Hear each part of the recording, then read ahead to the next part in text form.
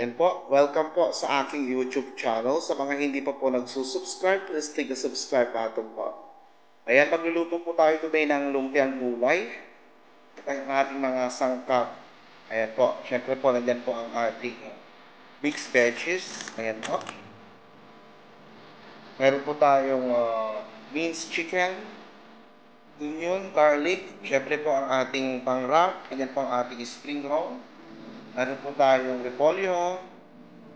Mayroon po tayong oyster sauce and soy sauce. Mayroon po tayong olive oil.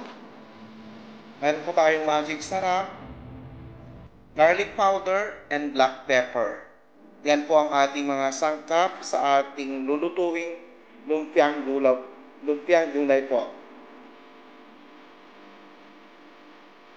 At po, pinapahingi ko po ang ating kawawi. Nilagyan ko lang po siya ng olive oil.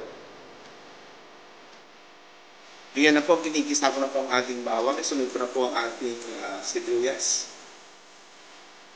Ayan na po, kinigisa ko na rin po ang ating sibuyas. Isusunod ko na po ang ating minced chicken. Ayan po, kinigisa ko na rin po ang ating minced chicken.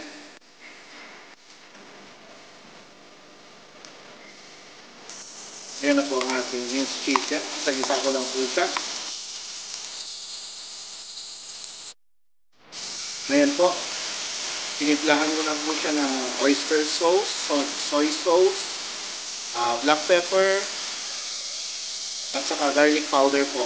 Nilagyan ko rin po siya ng konting magic sarap.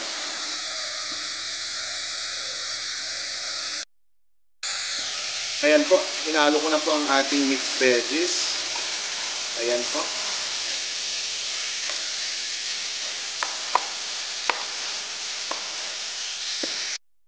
Ayan po. Ayan, susunod ko po later on ang ating repolyo. So, igisa ko lang po itong ating mga mixed veggies po. Ayan po, hinalo ko na rin po ang ating repolyo. Igisa lang po natin.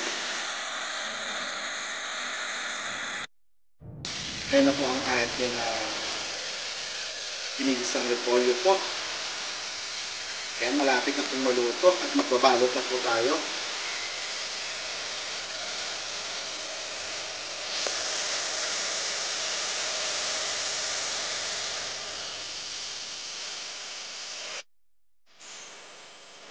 Ayan na po ang ating mixed veggies at mayroon po siyang minced chicken. Ayan, luto na po. Magbabalot na po tayo.